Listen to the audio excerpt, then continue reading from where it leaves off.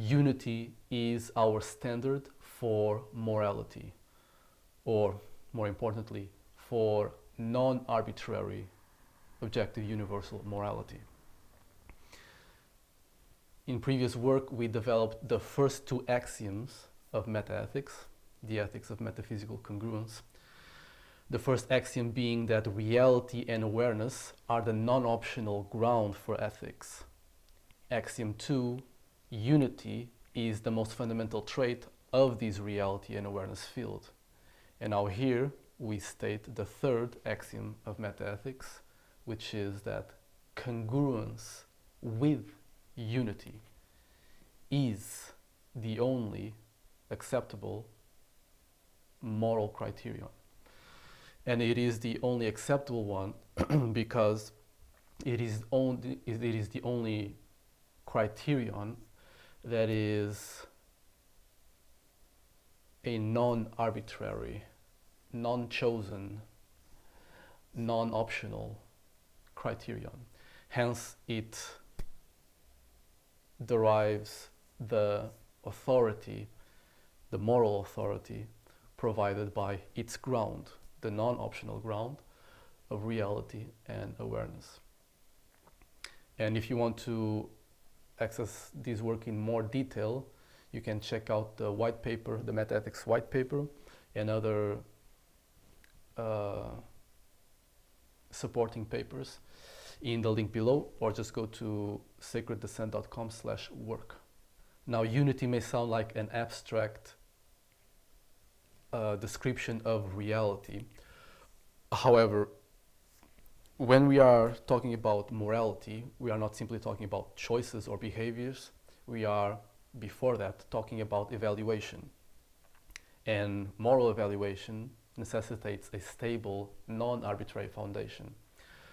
Otherwise, if the evaluation, if the axis, if the standard for morality are chosen values, chosen premises, chosen goals, then morality succumbs to what it is for the most part for most people, which is completely subjective. This is why unity or structural coherence is different. It's because it's not a chosen value, it is the basic structure. It's not even embedded in reality or awareness. It's in essence what reality and awareness are made of, or are. They are a structural, coherent, unified field.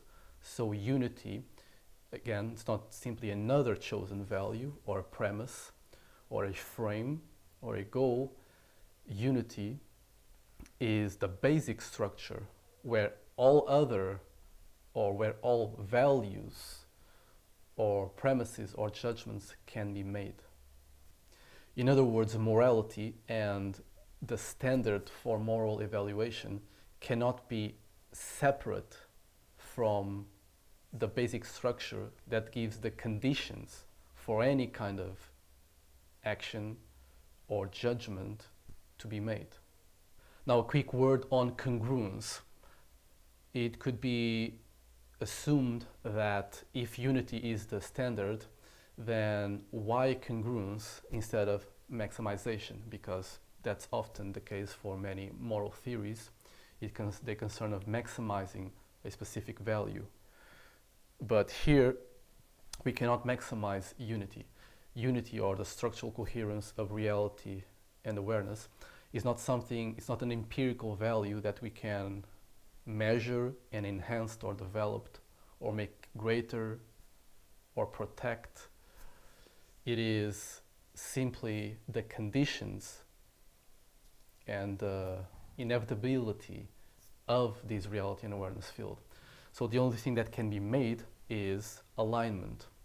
Our actions and intentions, behaviors, policies can be either aligned, congruent, or not.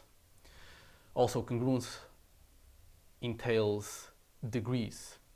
An action can be more or less congruent, and this matches most people's intuition with morality, which is of degrees. Something can be wrong or more wrong or less wrong. It's not although some things can be black and white, but there is degrees of wrongness. And congruence can be tracked with that kind of degrees. And finally, we address a expected criticism, which is, even if we accept this criterion of moral evaluation, it is still very abstract. We don't have rules. We don't have what's right and wrong. Congruence with unity, what does that mean in practical terms? And we will have rules. However, for now, at this stage, at the third axiom of MetaEthics, we are simply establishing the basis for those rules. We are establishing the non-arbitrary, objective, universal, standard ethical criterion. The rules come later.